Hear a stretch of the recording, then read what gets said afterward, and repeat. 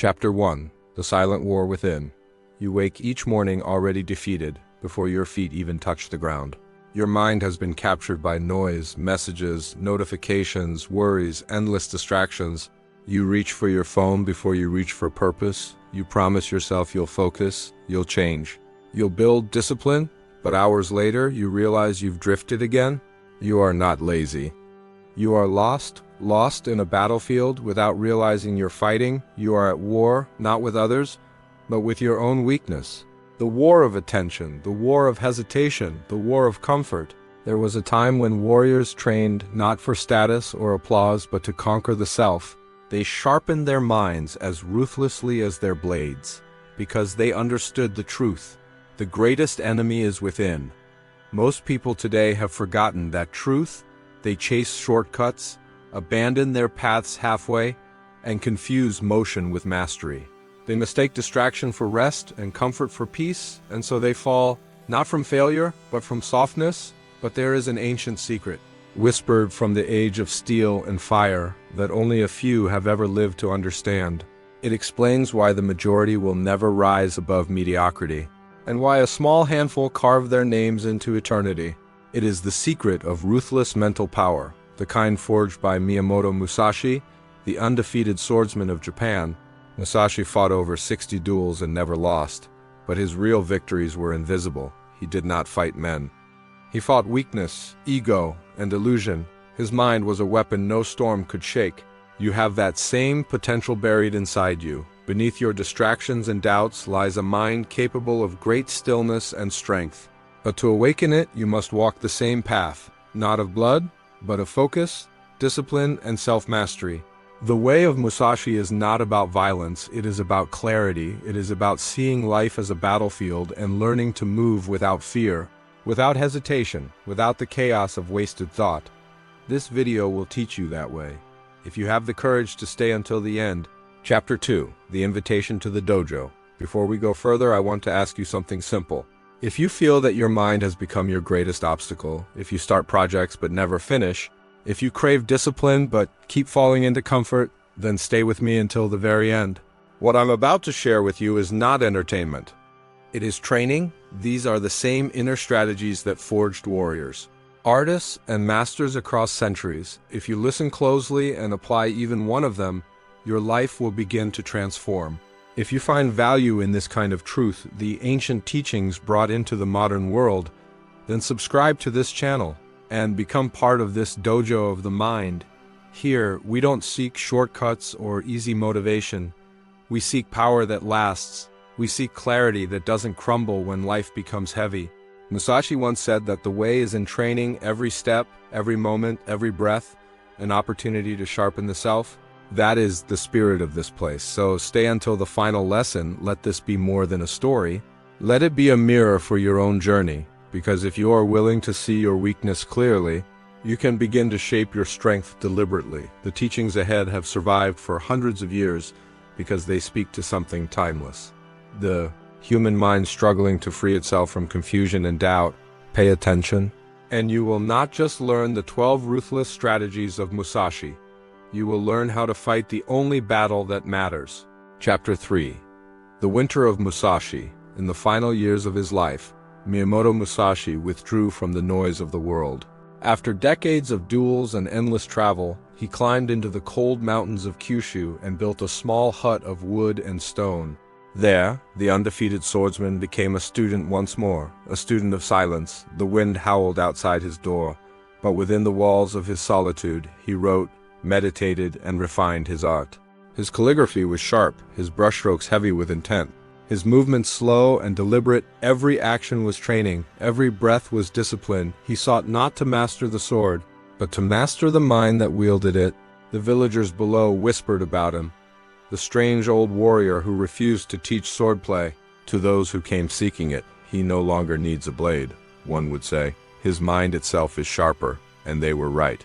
Musashi had learned that the true battle was never external. After facing hundreds of men in combat, he realized the hardest fight was against impatience, fear, and illusion, alone in the mountains. He discovered the quiet strength that only comes from stillness one morning as snow fell in silence. a young villager climbed the frozen path to Musashi's hut. He had heard stories of the great swordsman and dreamed of becoming like him, swift, powerful, invincible. When he reached the door, he bowed deeply and said, "Master, teach me the way of the sword." Musashi looked at him for a long moment before answering. "You wish to learn the sword," he said softly. "But first you must learn to be still," the boy, confused, protested. "But how can stillness make me strong?" Musashi turned away from him and stared into the white landscape. "Because it is the still mind," he said, "that cuts through chaos." Days turned into weeks. The boy stayed in the village, coming each morning to observe Musashi's movements. There were no battles, no duels, only the slow rhythm of practice. Drawing, cutting, stepping, breathing, it seemed almost meaningless to the boy, who had expected glory and power. Instead, he found repetition, silence, and endless patience. When he finally asked Musashi why they never fought, the master answered, "The battle begins when the noise ends. If your mind cannot stand still, your blade will always tremble." Winter deepened, and so did the boy's frustration. He would strike wooden posts until his arms ached, but his cuts were unsteady, his focus wavered, his thoughts drifted, and anger clouded his efforts. One day in despair he shouted, "Why do I keep failing?" Musashi watched quietly, then walked over and took the boy's wooden sword, without warning. He snapped it across his knee and threw it into the snow. The boy froze. "You have been practicing with your ego," Musashi said, "not your heart. You swing the sword to prove yourself, not to understand yourself. That is why it keeps breaking." In that moment, something changed inside the boy. The humiliation burned, but so did a strange clarity. He realized he had come seeking power, but what he needed was mastery. He had been chasing recognition, but Musashi was showing him how to find stillness. That night, he sat in silence before the dying fire, replaying the master's words in his mind. He began to see that the sword was only a mirror reflecting his own impatience, his distractions, his hidden fears. For the first time, he understood that strength without control is weakness. Focus without humility is blindness. The mountain, the snow, the silence, all were teachers. The next morning, he rose before dawn, picked up another wooden sword, and began again. This time, he moved slower, each breath measured, each motion deliberate. For the first time, he was no longer trying to win. He was simply trying to understand. Down in the valley, the villagers saw him every day, the once restless boy now training in stillness beneath the cold sun. And in his eyes there was something different. Not the hunger of ambition, but the calm of purpose. Musashi watched from a distance, saying little. The true lesson was beginning to take root. The boy had entered the first gate, the gate of humility. Musashi's own journey had followed the same path. He had once been wild, untamed, and hungry for victory, but as the years passed, he saw the truth. Victory over others means nothing if you are defeated within. He trained himself to move without emotion, to think without confusion, to act without hesitation, in solitude. He discovered that power grows not from speed or strength, but from clarity, and clarity is born only in silence. As the firelight flickered that night, Musashi spoke quietly to the boy, who listened without interruption. "Every man wishes to be powerful," he said, "but few are willing to be disciplined. They chase the illusion of mastery without enduring its repetition. But mastery is not won in a moment of glory. It is carved through years of quiet work. The blade that never dulls is the one sharpened every day, even when there is no battle to fight." The boy nodded, finally understanding that the path was not a sprint, but a lifetime. He bowed deeply and replied, "Then teach me to sharpen, not to fight." Musashi smiled faintly, the snow glowing softly behind him. "Good," he said. "Now you are ready to learn the 12 strategies." Chapter 4. The Village Boy. The boy's name was Ren. In the village, he had been known for his restless energy and quick temper. He worked in the rice fields, but dreamed of swords and glory, of becoming someone powerful enough to be remembered. Every night he would stare at the mountains and imagine himself a warrior, cutting through enemies and fear alike. But when he stood before Musashi, that confidence melted away. The master's presence was calm yet overwhelming, like facing a storm that made no sound. Ren's first lesson was not in combat, but in chores. Musashi told him to fetch water from the stream, to chop wood for the fire, to sweep the training ground every morning before sunrise. The boy obeyed for a few days, growing increasingly frustrated. "When will I learn to fight?" he asked one morning, sweat dripping from his brow. Musashi looked at him without emotion and replied, "You are already fighting against impatience, against arrogance, against yourself." Ren didn't understand. He thought the master was testing him, but, in truth, Musashi was showing him the heart of discipline. A man who cannot control his impulses will never control his sword. The boy's struggle was not unique. It is the same struggle you face every day. You want success, but resist routine. You want skill, but avoid repetition. You crave strength, but hate discomfort like Ren. You think you are waiting to begin your journey, but the journey has already begun in the smallest actions you avoid. One evening, Ren saw Musashi practicing under the moonlight. The old master moved slowly, each strike precise, each breath deep and even. His movements were so simple that they looked easy, but Ren felt something terrifying in them, a kind of silence that cut deeper than any blade. How can something so calm be so powerful? He thought the answer would come soon, in Pain and Humility, Chapter 5, The Broken Sword. Ren grew tired of his tasks. He wanted proof of progress. One afternoon, when Musashi left for the village, Ren took up a spare sword and began imitating the master's strikes. His body was strong, his movements fast, but his mind was scattered.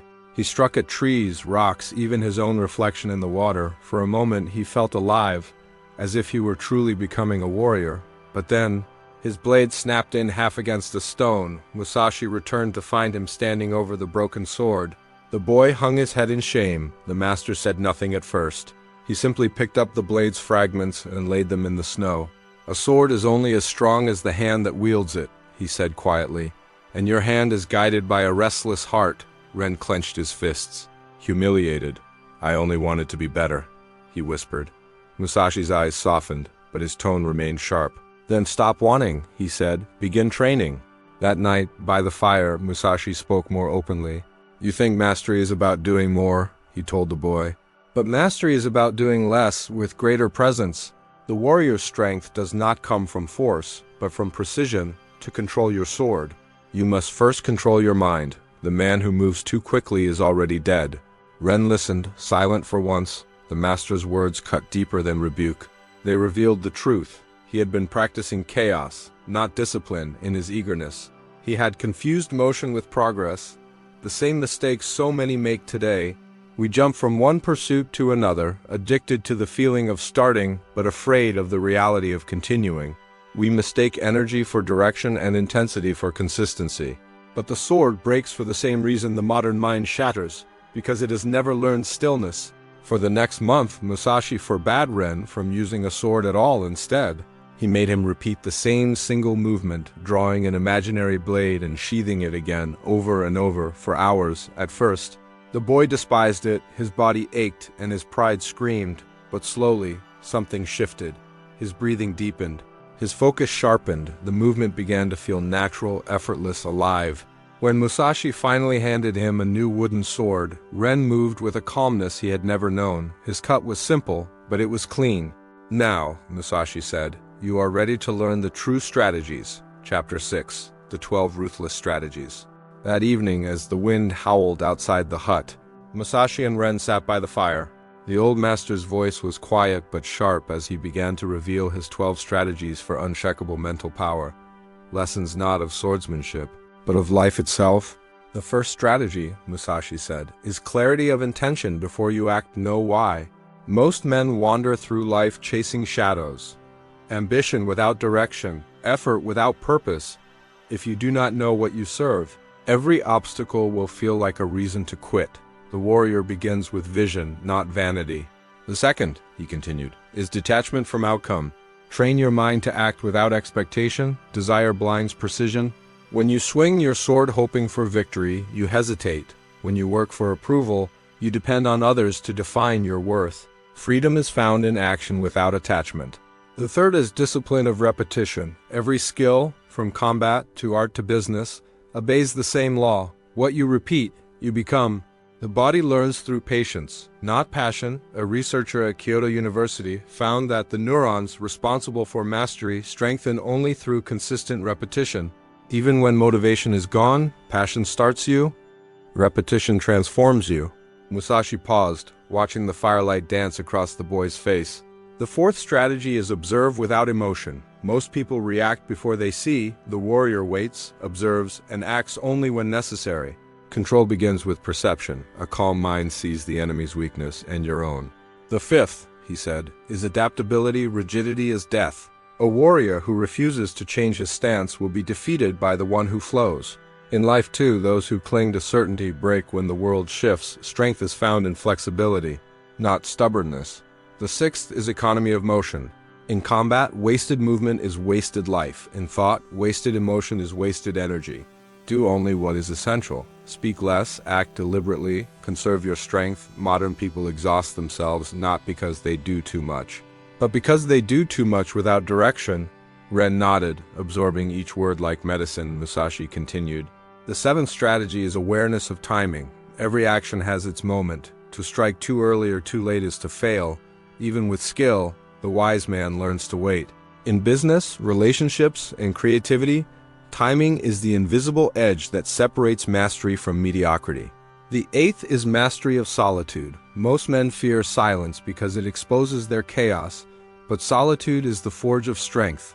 When you are alone, your weaknesses scream the loudest, and that is when you can finally face them. I withdrew to the mountains not to escape men, but to meet myself without disguise. The ninth, he said, is control of desire. Every downfall begins with indulgence.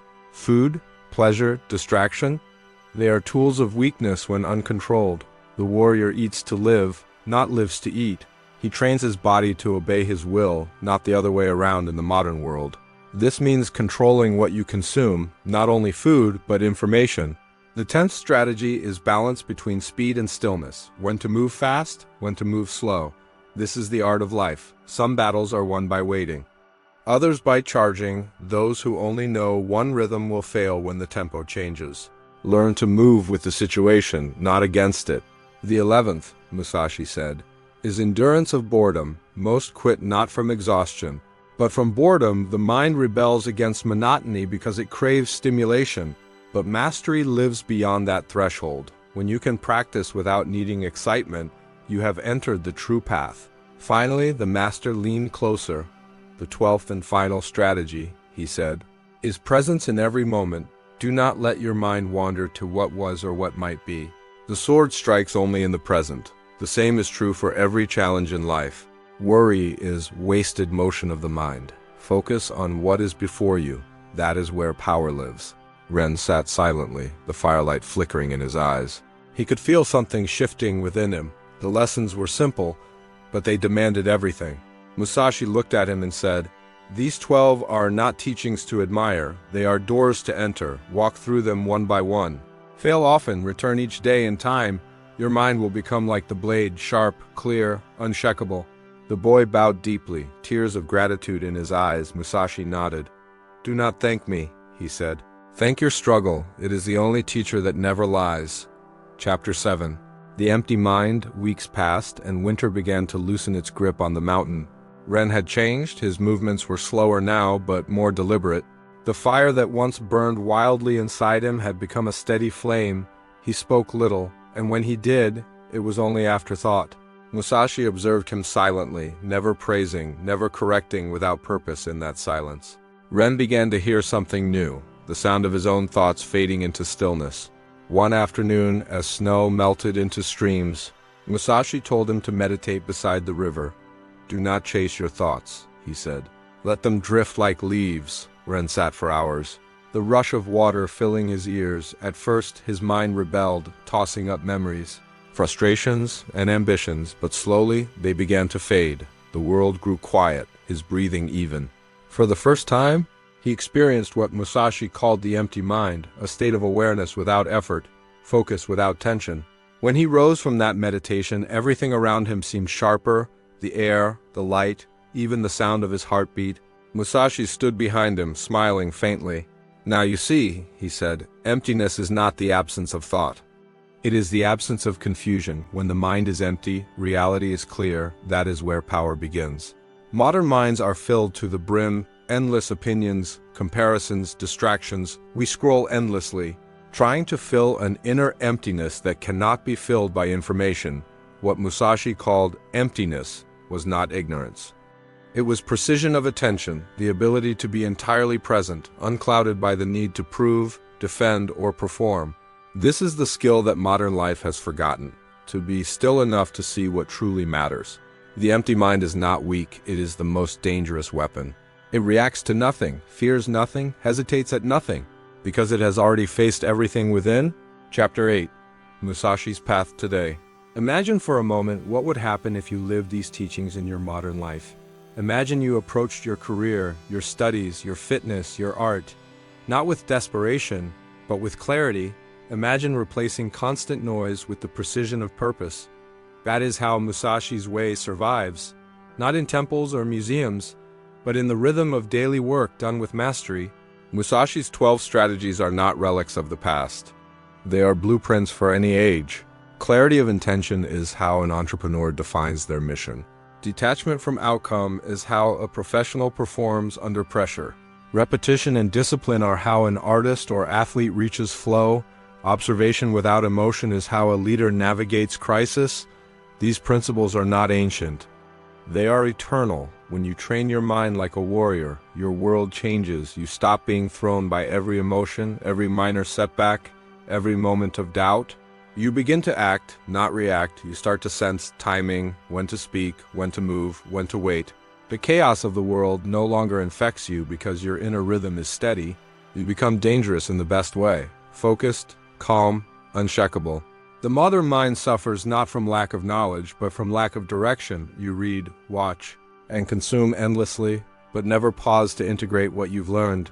Musashi would say, you must not collect weapons. You must sharpen one. In today's terms, that means choosing one skill, one path, one discipline, and cutting away the rest until mastery is inevitable. Look at how science now confirms what the ancients already knew. When you repeat an action deliberately, your brain rewires itself. Neural pathways strengthen, distractions fade, and your actions become effortless. Focus is not a gift.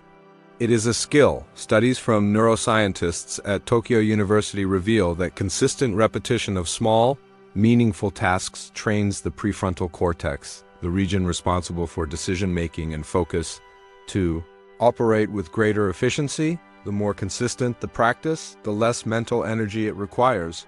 This is why Musashi could fight multiple opponents calmly while others panicked. His body moved from discipline, not emotion. His focus was trained, not forced. The same applies to your life.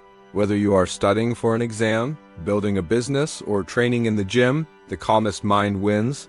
The one that does not waste energy on doubt or fear performs with precision. The Musashi mindset transforms ordinary effort into excellence because it removes hesitation. Most people lose energy debating with themselves. Should I? Can I? What if I fail? The warrior does not debate. He acts, observes, adjusts. There is no wasted motion, no wasted thought. In relationships too, the path applies. Musashi taught awareness of timing, to move in harmony with the moment. Listening, patience, restraint, these are forms of mastery as powerful as any sword strike.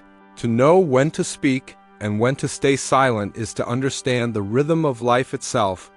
This is why his teaching endures, because it does not belong to the sword. It belongs to the mind. The world changes, but the human mind does not.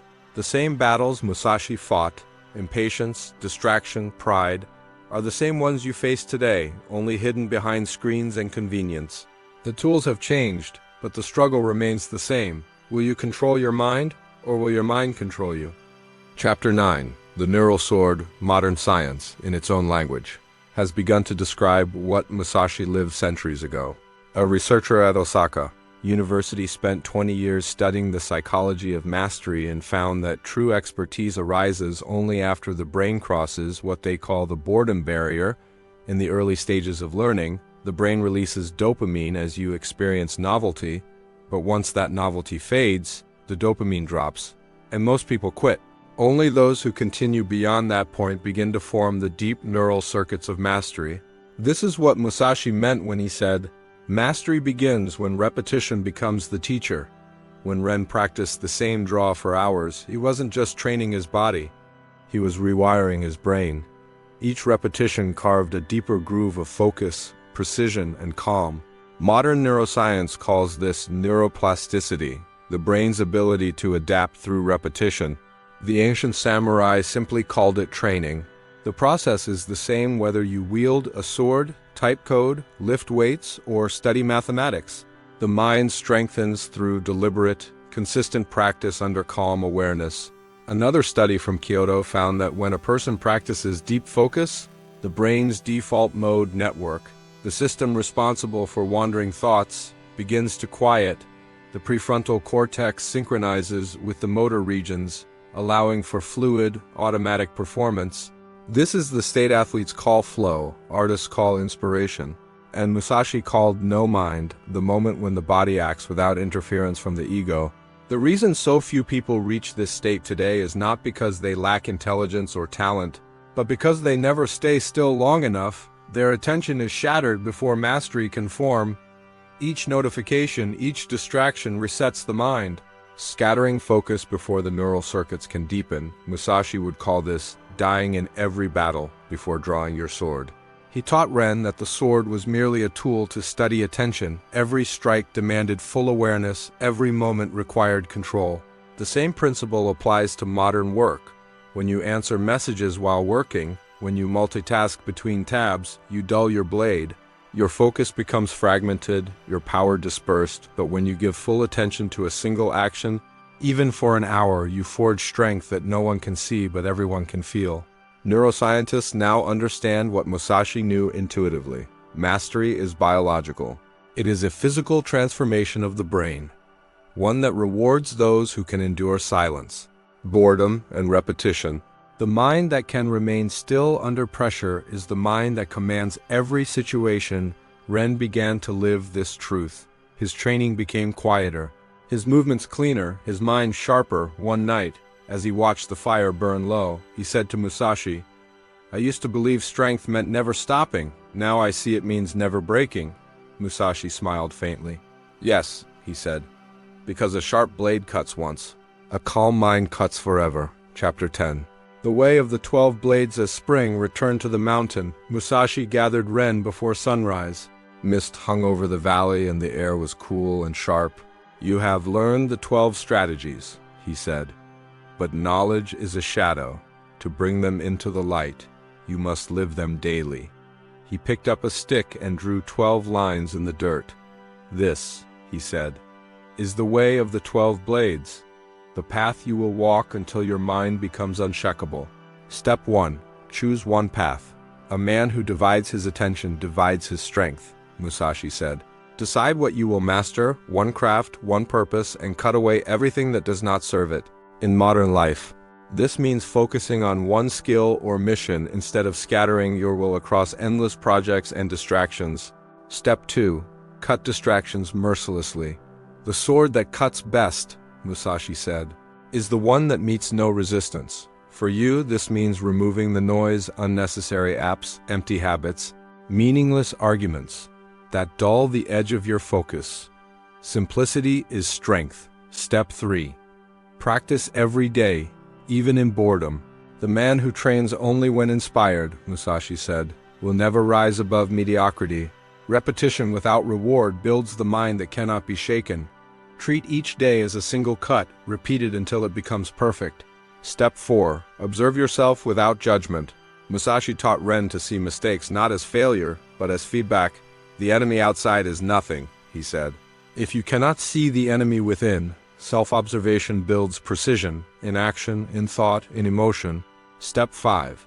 Embrace stillness as practice. Take time each day to disconnect from all input, no music, no screens, no noise. Let the mind settle. Even for 10 minutes, this emptiness renews your energy and sharpens your perception. Step 6. Move with timing. Rushing blinds the eyes, Musashi said. Patience sharpens them. Wait for the right moment to strike. In conversation, in opportunity, in decision, life rewards rhythm, not haste. Step 7. Endure discomfort deliberately. Challenge your body and your mind with difficulty, cold showers, long workouts, deep focus. These are modern dojos. Comfort is the rust that eats away strength. Step 8. Detach from praise and criticism. The man who needs approval, said Musashi, has already lost. Focus only on your craft, not on applause. Praise cannot sharpen you. Discipline can. Step 9. Study without pride, learn from everyone, even those beneath you. Ego closes the mind. Humility opens it. The sword that boasts, Musashi warned, is already dull. Step 10. Apply simplicity in everything, whether you speak, work, or create. Cut the unnecessary. Complexity is the refuge of the undisciplined. The clearer your mind, the cleaner your actions. Step 11. Train the mind before battle. Visualize your tasks each morning. Prepare mentally, breathe, and center yourself before you engage. The calm warrior acts with intention, not impulse. Step 12. Reflect nightly. Before you sleep, review your day without emotion. What was done well? What can be improved? The man who does not reflect, Musashi said, will repeat his mistakes until death. Musashi finished drawing the final line and stood. Follow these 12 daily, he said, and you will not need a sword to be strong. The greatest victory is to be unmoved in chaos. Ren bowed deeply, the lesson etched into his memory like carvings in stone. These 12 blades form a framework that anyone can live by. In modern terms, it is a system of alignment, focus, discipline, simplicity, reflection. When practiced daily, they create not only skill but peace, because a mind trained in discipline has nothing left to fear. Chapter 11, The Modern Weakness. Musashi once told Ren, "The world will always tempt you to be ordinary." He said it without malice, only truth. The same is true today. The modern world is designed to scatter your mind, to turn your focus into currency for others. You are surrounded by endless distraction disguised as comfort, entertainment, and productivity. You believe you are choosing, but in truth you are being pulled. If Musashi lived today, he would not see warriors, but wanderers, people armed with knowledge yet powerless in discipline. We chase stimulation the way a fool chases the shine of a blade, never realizing it cuts us with every touch. You say you want mastery, but you do not train. You say you want peace, but you never sit in silence. You want results without repetition, strength without struggle, wisdom without solitude, but every shortcut is a blade turned inward. You scroll for motivation while avoiding practice. You compare your path to others and call it learning. You confuse emotion with depth and distraction with creativity. Musashi would call this a disease of the mind, the sickness of untrained attention, and like all diseases, it spreads through ease. The harder your life becomes, the more excuses you build to escape it, but no warrior ever became strong by avoiding difficulty. If you feel called out, good, that discomfort is your teacher. It means a part of you still remembers what it's like to be strong. To want something real, the cure is not found in advice or in comfort. It is found in returning to the path. Pick one craft, one discipline, one mission, and begin again. Every moment of distraction is a chance to train awareness. Every failure is an invitation to focus. The modern weakness can only be cured by ancient strength. Chapter 12, The Steel Within. Years passed. Ren grew into a man of quiet presence. He no longer sought battles or recognition. His sword was always near, but rarely drawn. When he walked through the village, people sensed something different. A gravity in his movement, a steadiness in his gaze. He was not faster than others, nor louder, but there was power in his calm. The villagers said he carried Musashi's spirit, but Ren knew better. He had only learned to carry himself. One day, as the sun rose over the mountains, Ren returned to the hut where his training had begun. Musashi was gone, having passed into legend.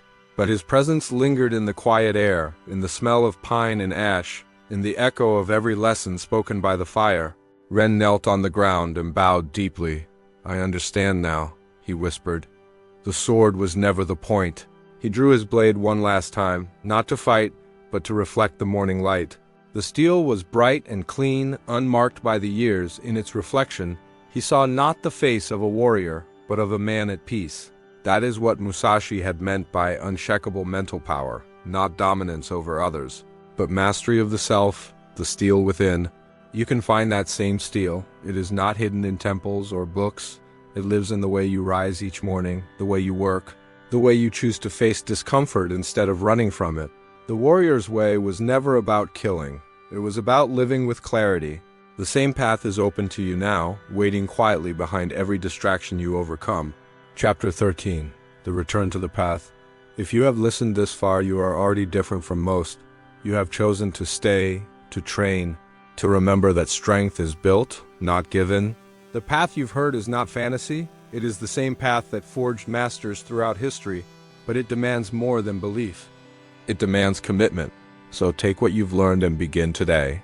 Choose one of Musashi's 12 strategies and apply it for 7 days.